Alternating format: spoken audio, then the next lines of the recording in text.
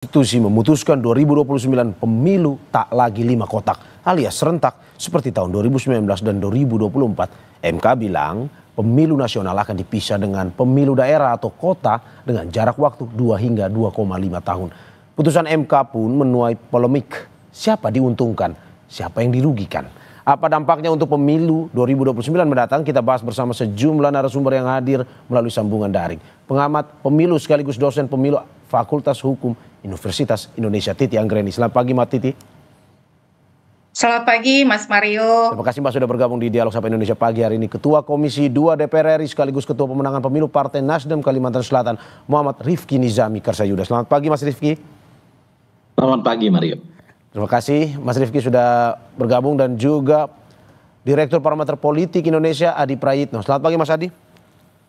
Pagi, Mario. Terima kasih Bapak dan Ibu yang sudah bergabung di Dialog Sapa Indonesia pagi. Saya sebenarnya mau ke Mbak Titi terlebih dahulu untuk menjelaskan terkait dengan putusan MK ini. Tetapi sepertinya saya ke Mas Rifki yang sudah memberikan memberikan kritik terkait dengan MK ini. Mas, Ketua Umum Anda, Pak Surya Paloh, mengatakan bahwa MK teledor dan melakukan pencurian terhadap kedaulatan rakyat. Apa maksud sebenarnya pernyataan ini, dan apakah sebenarnya Nasdem dan juga partai-partai lain yang mengkritik itu juga lebih banyak ruginya dengan putusan MK ini? Ya, Dewan Pimpinan Pusat Partai Nasdem sudah memberikan pernyataan resmi. Ada 10 poin pernyataan resmi yang kami berikan, dan saya kira semua sudah bisa dilihat secara jelas oleh publik apa yang menjadi argumentasi Partai Nasdem. Kenapa Partai Nasdem kemudian dalam tanda kutip mengkritik putusan Mahkamah Konstitusi nomor 135 garis miring PUU garis miring tahun 2024 ini. Basic argumentasi Partai Nasdem adalah basic argumentasi konstitusional, bukan basic argumentasi politik praktis. Dan itu sudah kami sampaikan. Di antara yang paling penting adalah bahwa putusan Mahkamah Konstitusi ini jika kami laksanakan dalam bentuk perubahan undang-undang pemilu, maka berpotensi kemudian melabrak sejumlah norma dan prinsip-prinsip konstitusi itu sendiri. Salah satu yang banyak sekali kemudian disampaikan oleh publik selain statement resmi dari Partai Nasdem adalah perbenturan putusan Mahkamah Konstitusi yang mengharuskan jeda 2 sampai 2,5 tahun sejak pemilu nasional untuk menyelenggarakan pemilu daerah, yang di dalamnya adalah salah satunya adalah pemilihan umum untuk teman-teman anggota DPRD, itu jedanya lebih dari 5 tahun. Sementara dalam ketentuan pasal 22E ayat 1 dan ayat 2 konstitusi kita menyebutkan bahwa pemilu dilaksanakan 5 tahun sekali, dan pemilu dilaksanakan untuk memilih presiden, wakil presiden, anggota DPR, anggota DPD, dan anggota DPRD. Kami merasa rekayasa konstitusional untuk membuat norma transisi lebih dari 5 tahun itu tidak rasional bagi kami. Membuat satu norma yang menabrak norma konstitusi. Tidak rasional, tetapi alasan-alasan lain yang kemudian tentu bisa kita kemukakan dengan sangat logis dan rasional dalam perspektif konstitusional. Tidak rasional, tetapi kalau melihat bahwa ada dua pertentangan. Konstitusi sendiri mengatakan dijalankan 5 tahun, tetapi putusan MK final and binding mengikat harus dilakukan juga. Terjadi kebingungan, kegamangan di sini? Enggak, bagi DPP Partai Nasdem kami enggak gamang.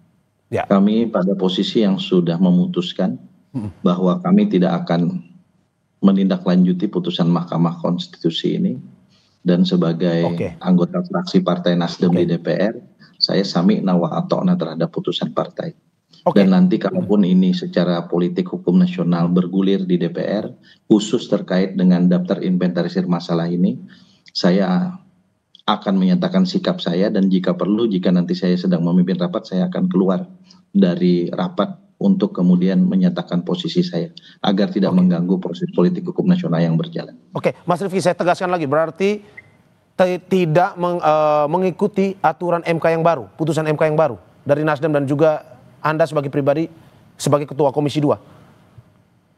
Saya sebagai pribadi, sebagai anggota fraksi Partai Nasdem di DPR RI, Sebagai Ketua Komisi 2 DPR RI, saya menunggu arahan dan putusan pimpinan DPR RI. Kemarin Mbak Titi juga kami undang dalam rapim terbatas di DPR yang dipimpin oleh Profesor Sufmi Dasko Ahmad. Kami mendengar, kami ingin menerima masukan, tetapi nanti pada saatnya jika memang ini dimasukkan dalam daftar inventarisir masalah rancangan undang-undang pemilu, selain saya menyatakan sikap saya sebagai anggota fraksi Partai Nasdem, dan jika perlu pada saat membahas ini saya tidak akan memimpin rapat agar kemudian tidak terjadi konflik of interest. Oke. Lebih memang pada akhirnya ya ini keputusan pribadi yang mengikuti juga nanti pada Komisi 2 nanti. Tetapi secara umum karena ada permintaan terkait dengan revisi Undang-Undang Pilkada dan juga Undang-Undang Pemilu. Ke depan apakah Anda sebagai Ketua Komisi 2 sebagai pribadi yang juga bergabung di Partai Nasdem akan mengikuti juga terkait dengan revisi ini, mengikuti putusan MK yang terbaru, ataukah ya sudah seperti Anda bilang tadi tetap pada pendirian Anda? Kalau revisi Undang-Undang Pemilu kan sebuah keniscayaan, karena kita ingin memang melakukan desain besar terkait dengan kepemiluan kita. Dan kami juga telah mengundang banyak sekali pakar kepemiluan, para ahli tata negara, ahli pemerintahan untuk kami dengar di Komisi 2 DPR RI, sembari kami sekarang sedang terus melakukan evaluasi terhadap pemilu yang berjalan tahun 2024, apakah itu Pileg, Pilpres, termasuk pemilihan gubernur, bupati, dan wali kota yang sampai dengan detik ini masih ada proses PSU di beberapa tempat. Jadi kalau rancangan undang-undang pemilunya menurut saya itu sebuah keniscayaan yang harus kemudian kita bahas. Tetapi kemudian khusus terkait dengan pemilu nasional dan pemilu lokal sesuai dengan putusan Mahkamah Konstitusi nomor 135 tahun 2024 ini, Partai Nasdem sekali lagi punya posisi untuk tidak pada pihak yang ingin menindaklanjutinya dalam bentuk revisi undang-undang pemilu. Oke. Terima kasih Mas Rifki. Saya ke Mbak Titi. Mbak Titi, ini eksklusif juga nih kita mendengar sikap dari Partai Nasdem, sikap dari Mas Rifki sendiri sebagai Ketua Komisi 2 terkait dengan kita tidak akan mengikuti putusan MK tetapi tetap dalam Undang-Undang Konstitusi yang mengatakan 5 tahun sekali. Tanggapan Anda seperti apa? Bagaimana Anda melihat bahwa dinamika partai politik ini punya keputusan sendiri walaupun final and binding tetap berpegang pada konstitusi ketimbang putusan MK? Ya, saya kira Pak Rifki adalah politisi yang matang ya. Selain politisi juga pembelajar hukum tata negara yang sudah pada tingkatan pakar begitu. Jadi pasti Pak Rifki memahami seperti apa harus bersikap dalam konteks sebagai politisi dan juga pakar hukum tata negara. Pengabdian di parlemen itu kan bukan hanya untuk partai ya, tetapi juga untuk kepentingan yang lebih besar. Saya kira tentu saja putusan Mahkamah Konstitusi berdasarkan konstitusi kita bersifat final, mengikat begitu, dan memang pembentuk undang-undang harus menindaklanjutinya. Dinamika merespon putusan Mahkamah Konstitusi ya memang seperti ini. Ada penerimaan, ada kritik, kontroversi, termasuk misalnya pada waktu soal syarat usia ya, hampir semua pihak mengatakan Mahkamah Konstitusi tidak konsisten, Mahkamah Konstitusi tidak mengikuti apa yang sudah menjadi langgam putusan MK dalam putusan-putusan terdahulu, tetapi kan rakyat menunjukkan kebijaksanaannya pada waktu itu, ketidakpuasan, ketidaksukaan, direspon dengan upaya hukum yang sudah diberikan. Kita lihat setelah putusan 90 tahun 2023, banyak sekali masyarakat ataupun organisasi yang kemudian menguji kembali putusan tersebut. Karena memang itulah dinamika dan mekanisme yang diberikan oleh konstitusi kita. Jadi ya harapannya tentu saja para elit, para politisi memberikan teladan budaya konstitusi yang baik kepada masyarakat, dan setiap ketidakpuasan itu disalurkan melalui mekanisme yang sudah diberikan begitu ya, deliberasinya dibuka. Jadi menurut saya saat ini deliberasinya kan menggunakan medium-medium media begitu ya. Media menjadi jembatan komunikasi antara politisi, masyarakat dan juga para pakar. Nah, ini tantangan, mestinya DPR segera buka forum formal untuk mendeliberasikan ini secara akuntabel. Dengarlah semua pihak secara berimbang dan proporsional. Karena misalnya kalau pernyataan bahwa putusan ini menabrak pasal 22E ayat 1, tapi kan ada juga banyak pihak yang mengatakan tidak menabrak pasal 22E ayat 1 karena konsepnya adalah konsep masa transisi. Nah, saat ini yang diperlukan justru membawa ini ke forum deliberasi yang difasilitasi oleh pembentuk undang-undang, maka pihak-pihak yang punya pandangan ini bisa didengar secara terbuka lalu juga akuntabel kepada publik, dan perdebatannya kemudian menjadi perdebatan yang betul-betul argumentatif begitu ya. Jangan misalnya DPR itu hanya mengundang pihak-pihak yang kontra, lalu pihak-pihak yang mendukung tidak didengar. Nah, ini catatan yang pertama. Yang kedua, soal putusan Mahkamah Konstitusi ini satu bagian saja, satu babak saja dari bangunan pemilu kita. Jadi kalau kita bicara sistem pemilu itu saja punya 7 variabel. Nah, yang diputus oleh MK ini adalah variabel penjadwalan atau format pemilu. Pemilunya itu tetap serentak, tapi serentak nasional dan serentak daerah. Dan justru yang disebut pemilu serentak itu adalah seperti yang diputuskan oleh MK.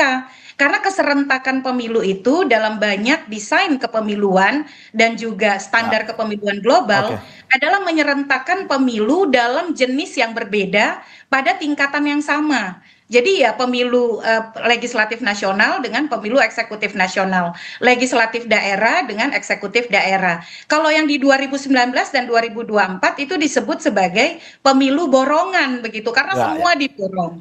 Nah, yang kedua yang berikut adalah Mas Mario ya.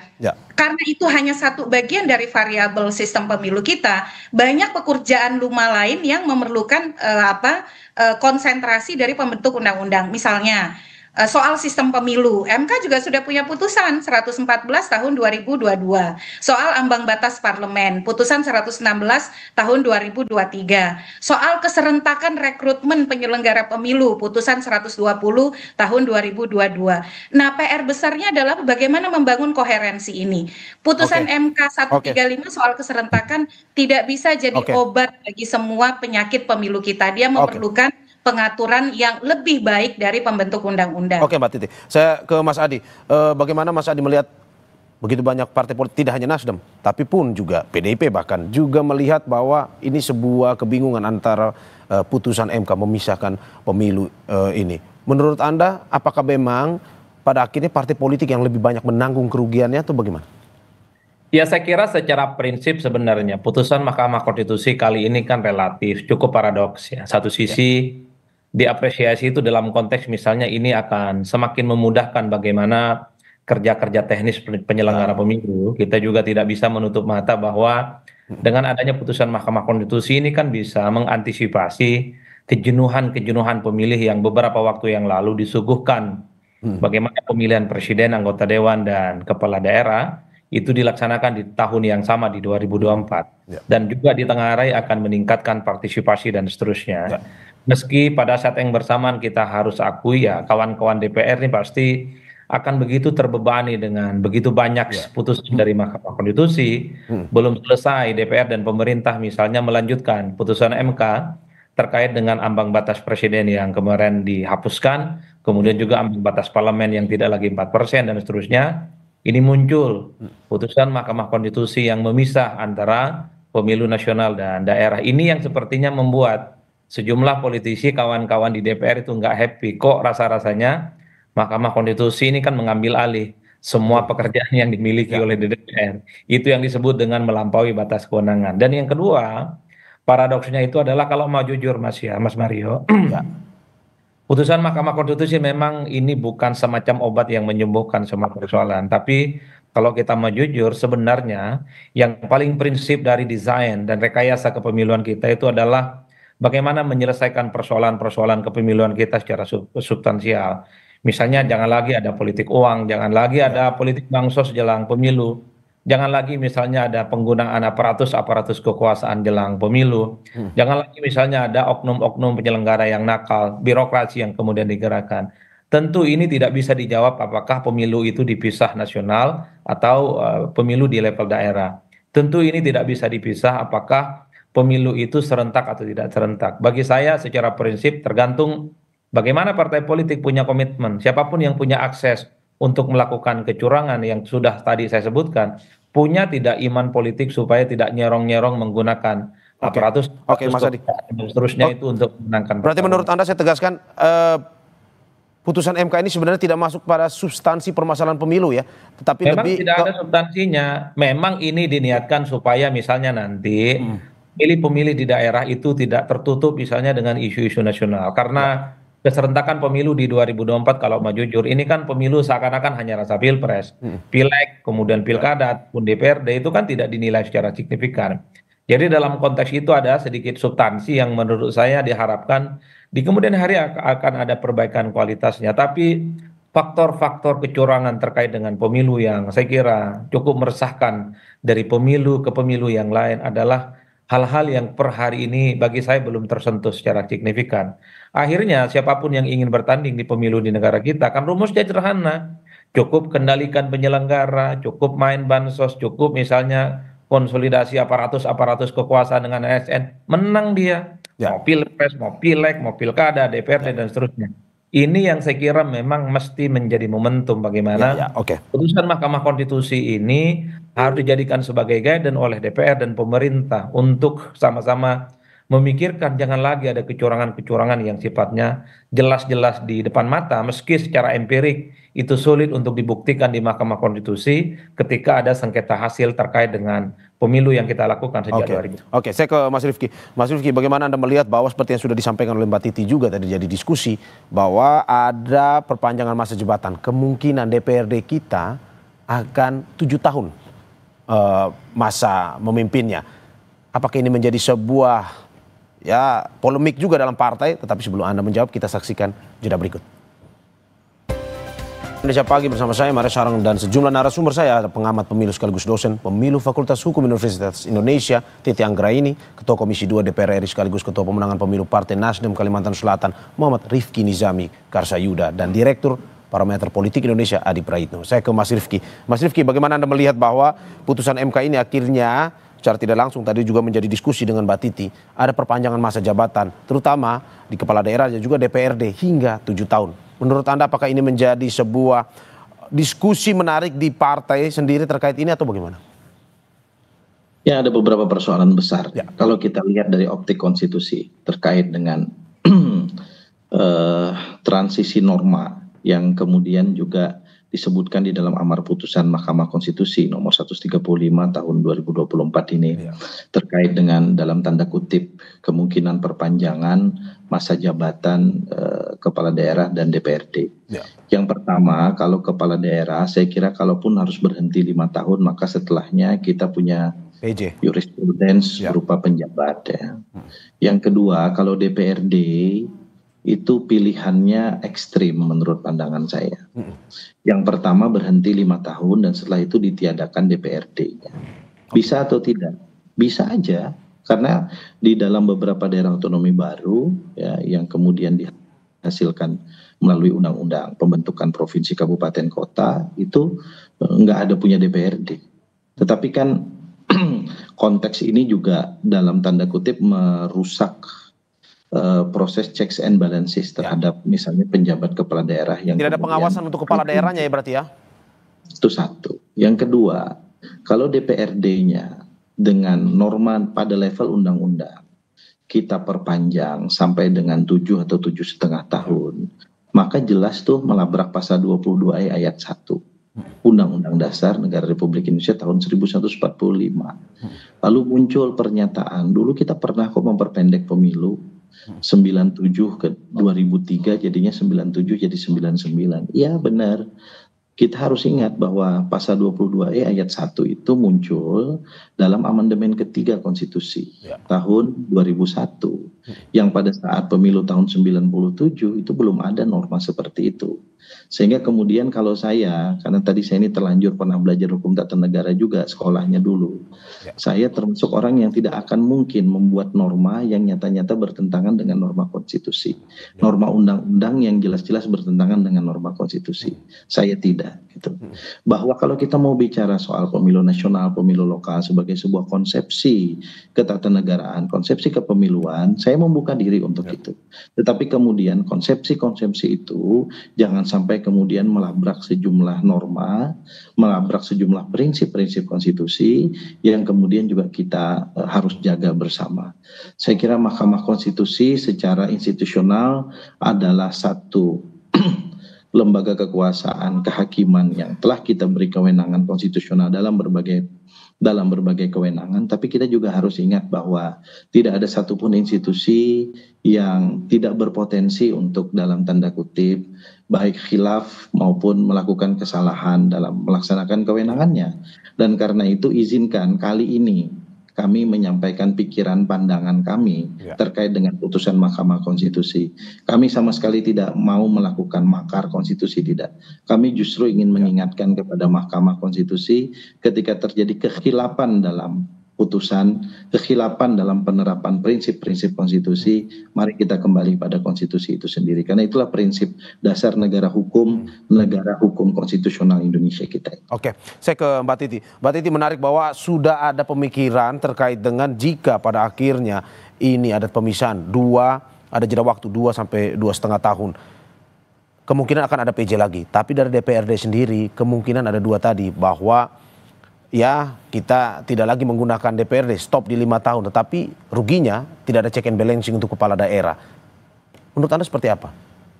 Ya, pertama kembali kepada judul ya, untung rugi pemilu nasional, pemilu lokal. Aktor pemilu itu kan setidaknya ada 3. Ada pemilih, ada penyelenggara, ada peserta. Kalau dari hitung-hitungan objektif, pemisahan pemilu serentak nasional dan daerah, itu akan lebih membawa insentif untuk pemilih dan penyelenggara. Dari sisi beban, evaluasi terhadap kepemimpinan politik, serta dari sisi orientasi pada program. Jadi dalam konteks analisis beban, yang setidaknya para ilmuwan pemilu sudah lakukan, memang pemilu serentak yang dipisahkan nasional daerah akan lebih membawa insentif kepada pemilih, penyelenggara, dan juga tujuan pelembagaan partai. Itu yang pertama. Yang kedua, kalau dari sisi presiden, sebenarnya penerapan norma transisi yang kemudian dilakukan dengan rekayasa konstitusional itu sudah pernah kita lakukan dalam bingkai Undang-Undang Dasar 1945 pasca amandemen. Kalau kita kembali misalnya kepada penataan pilkada serentak nasional begitu ya, 2024 itu kan pilkada serentak nasional. Konsekuensinya apa? Pilkada di 2022 dan 2023 itu ditiadakan. Padahal pasal 18 ayat 4 Undang-Undang Dasar kita menyatakan gubernur, bupati, wali kota dipilih secara demokratis. Dipilih loh. Dipilih itu bukan diangkat. Tapi kan kemudian karena kita di masa transisi, kemudian ada kebijakan bahwa di masa 2022-2023 tidak ada pemilihan. Yang ada adalah pengisian melalui penjabat. Itu bagian dari norma transisi yang bisa menjadi pembelajaran ketika kita melihat masa transisi pengisian DPRD dan kepala daerah. Jadi dalam konteks ini menurut saya kita punya preseden. Walaupun dalam konstruksi yang berbeda, tapi namanya norma transisi. Jaminan konstitusionalnya sudah diberi oleh putusan MK. Bagaimana operasionalisasinya? Operasionalisasinya oleh pembentuk undang-undang. Kalau kita baca putusan 135 Mas Mario, suasana kebatinan pemohon untuk masa transisi ini sebenarnya untuk pilihan yang lebih sederhana, yang lebih mudah dan efektif adalah perpanjangan. Jadi kalau kita baca permohonan, itu yang dibayangkan oleh pemohon dalam membangun argumentasi menuju keserentakan untuk DPRD perpanjangan, untuk kepala daerah juga perpanjangan untuk menghindari politisasi pengangkatan penjabat. Tapi keputusan akhir di pembentuk undang-undang. Nah, bagaimana dengan tadi ilustrasi soal daerah otonom baru? Konsepnya memang berbeda. Kalau daerah otonom baru itu tidak ada DPRD yang existing. Nah, kalau dalam situasi transisi menuju pemilu serentak daerah di 2031 atau 2032, kita punya DPRD yang existing hasil pemilu 2024. Kata Mahkamah Konstitusi, masa transisi ini mau diapakan masa jabatan DPRD hasil 2024, kepala daerah 2024, itu diserahkan kepada pembentuk undang-undang. Makanya pentingnya ini pembentuk undang-undang mengundang para pakar, menghitung dari sisi kelemahan, kelebihan, keuntungan, manfaat, insentif daerah. Itu yang kita perlukan saat ini, Mas Mario. Oke, berarti dikembalikan lagi ke DPR. Mas Adi, bagaimana Anda melihatnya terkait dengan perpanjangan jabatan ini, baik kepala daerah maupun DPR? Ya, kalau mau jujur sebenarnya Mas Mario, kita di negara kita ini kan sudah begitu banyak eksperimen-eksperimen politik. Ya. Karena suatu waktu Pilpres dan Pileg itu dipisah, dikritik itu tidak efisien dan macam-macam lah, tidak meningkatkan partisipasi. Maka muncul pernah suatu waktu pemilu kita Pilpres dan Pileg barengan. Begitupun pada saat yang bersamaan muncul Pilpres dan Pileg dianggap terlampau kredit. Lalu pemilu dan pilkada kita kan juga dianggap terlampau. Begitu banyak hampir setiap tahun. Maka ada semacam rekayasa bagaimana pilkada pun juga dilaksanakan secara serentak.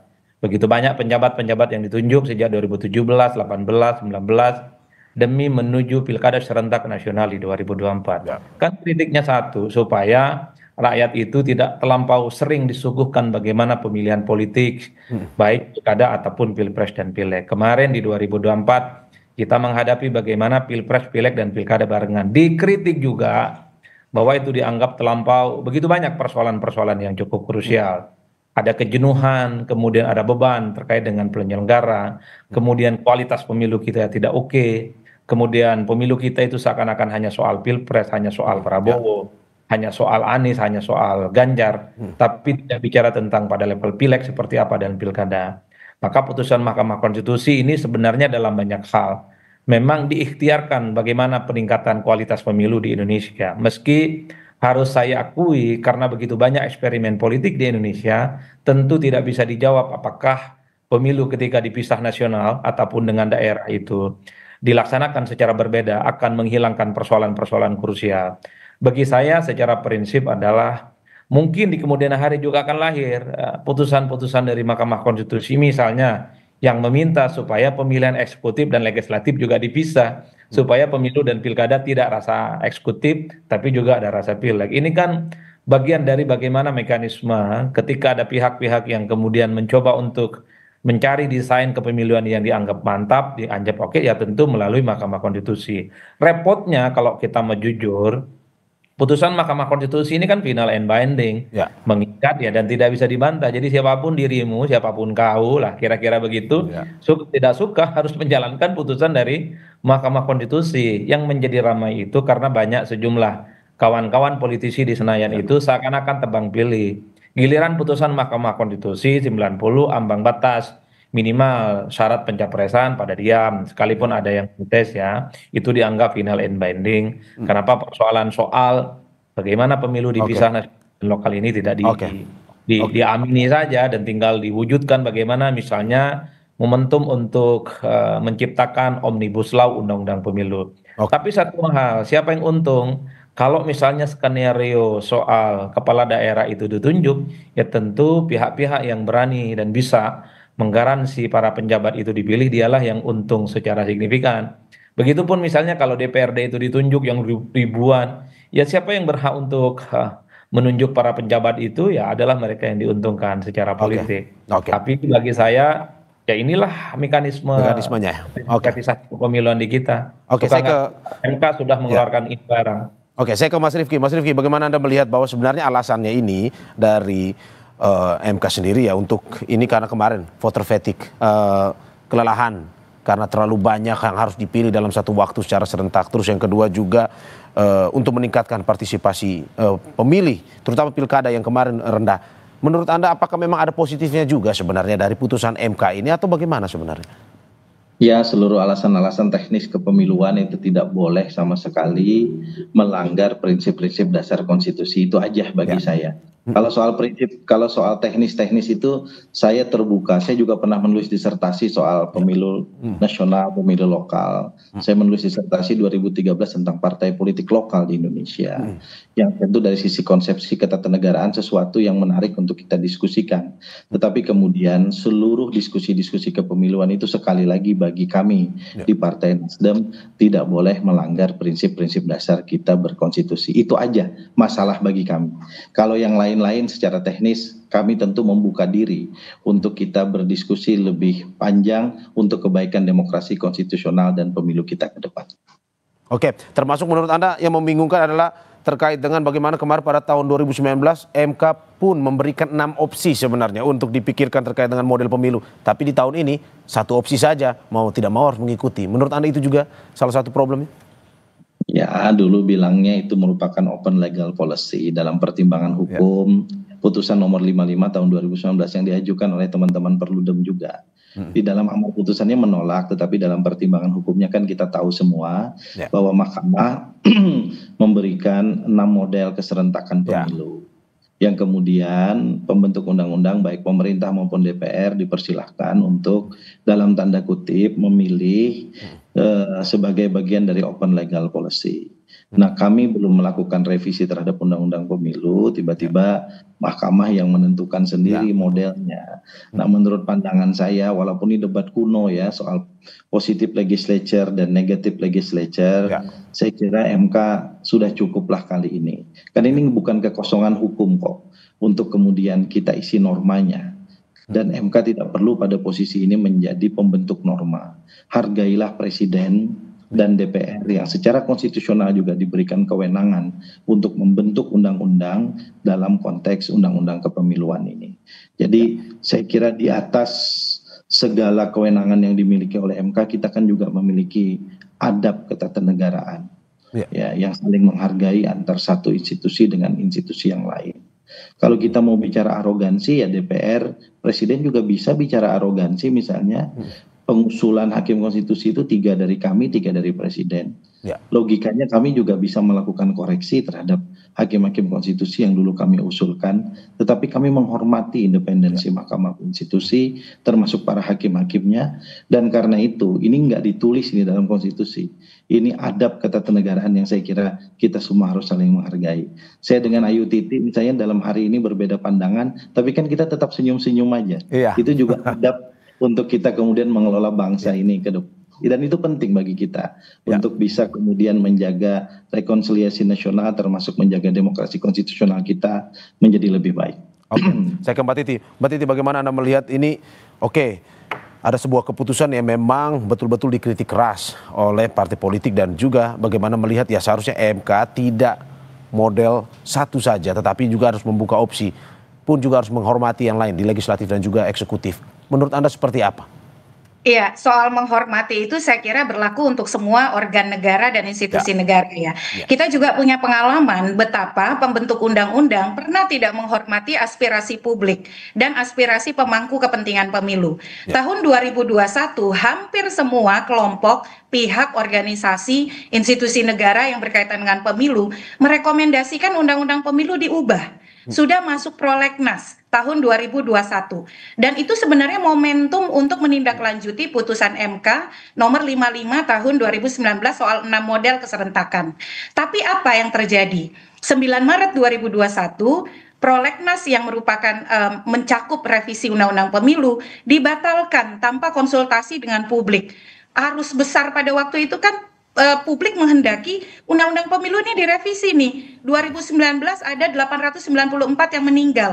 Kita perlu rekayasa elektoral oleh pembentuk undang-undang.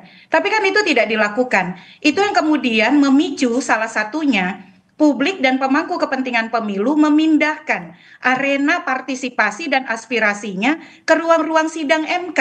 Karena saluran aspirasi itu tidak ditangkap oleh pembentuk undang-undang. Itu yang pertama. Yang kedua, Pak Rifki, Mas Adi, dan Mas Mario, sebenarnya gagasan pemilu serentak nasional dan daerah juga pernah ditangkap oleh DPR.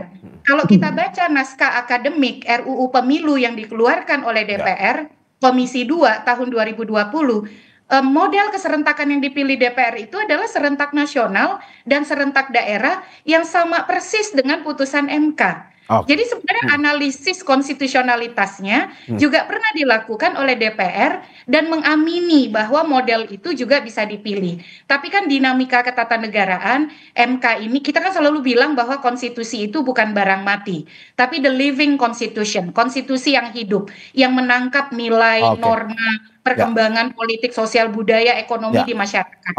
Dan itu yang memerankan memang kekuasaan kehakiman melalui yang disebut judicial interpretation. Dan jadi kalau masih kita ada, tahu dalam perkembangannya banyak sekali judicial interpretation yang sudah dilakukan oleh MK. Harapan kami, Mas Mario, perdebatan ini dibawa ke ranah pembentuk undang-undang melalui revisi undang-undang pemilu, sehingga lebih komprehensif, lebih inklusif, lebih akuntabel dan partisipatif. Saya ke Mas Adi terakhir. Mas Adi, bagaimana Anda melihat tadi Mas Rifki mengatakan bahwa ya hormatilah ada legislatif dan eksekutif, tapi dari Mbak Titi sendiri bahwa MK adalah jalan terakhir di mana sebenarnya diskusi itu tidak bisa dibawa lagi ke legislatif. MK lah tempat pada akhirnya mereka menyampaikan opsi-opsi terkait dengan pemilu yang menurut ini yang paling baik. Menurut Anda seperti apa? Ya kalau mau jujur sebenarnya Mas Mario, ini semacam power interplay. Jadi kalau kita mau jujur kepentingan-kepentingan politik di negara kita, sebut saja partai politik, DPR itu kan punya kepentingan. Misalnya begitu banyak undang-undang yang mereka buat, sekalipun itu menutup aspirasi, begitu banyak protes dan resistensi, kan itu disahkan, undang-undang omnibus law, revisi undang-undang cipta kerja, dan bahkan desakan misalnya soal bagaimana mempercepat undang-undang perampasan aset dilakukan, tapi kan tidak dilakukan. Sekalipun itu sudah diundangkan, tapi harus kita akui Mahkamah Konstitusi itu kan berkah bagi kelompok-kelompok aktivis, pegiat demokrasi. Ketika muncul lahir undang-undang yang dibuat oleh DPR dan pemerintah itu merugikan, merusak demokrasi, maka perjuangannya adalah Mahkamah Konstitusi. Dan begitu banyak putusan Mahkamah Konstitusi yang dianggap ihdinas siratal mustaqim pasca putusan Mahkamah Konstitusi 90 ya. Misalnya ketika parlemen ambang batasnya tidak lagi 4%, ketika soal pilpres kemudian zero threshold, sesuatu yang diperjuangkan cukup lama, termasuk juga soal bagaimana mekanisme dan desain pemilu, apakah nasional dan lokal, apakah serentak dan tidak, itu kan juga bagian dari berkah yang kemudian dijadikan sebagai tempat perjuangan Mahkamah Konstitusi bagi kelompok-kelompok aktivis menyampaikan visi dan gagasan politik. Karena kelompok-kelompok kritis, Perludem, pegiat demokrasi ketika bicara dengan kawan-kawan yang ada di DPR, ya sebenarnya dianggap sebagai sesuatu yang tidak penting. Itulah yang saya sebutkan, sepanjang ada Mahkamah Konstitusi, maka pertarungan politik antar kepentingan itu akan selalu terjadi. Dan ini bukan pemilu. Dan kita juga melihat kan undang-undang TNI misalnya juga digugat tuh. Ke depan akan begitu banyak undang-undang yang menjadi tempat aspirasi semua pihak akan digugatkan di Mahkamah Konstitusi. Terima kasih atas apa yang disampaikan pengamat pemilu Titi Anggraini, Ketua Komisi 2 DPR RI sekaligus Ketua Pemenangan Pemilu Partai Nasdem Kalimantan Selatan Muhammad Rifki Nizami Karsayuda, dan juga Direktur Parameter Politik Indonesia Adi Praitno. Apa yang disampaikan semoga ini bisa memberikan pencerahan terkait dengan model pemilu terbaik untuk negara kita tercinta ini. Sehat-sehat selalu Bapak Ibu atas apa yang disampaikan. Terima kasih. Saudara, jangan kemana-mana, Sapa Indonesia Pagi akan segera kembali dengan informasi lainnya. Salah satunya pemerintah Brazil membuka kemungkinan untuk menempuh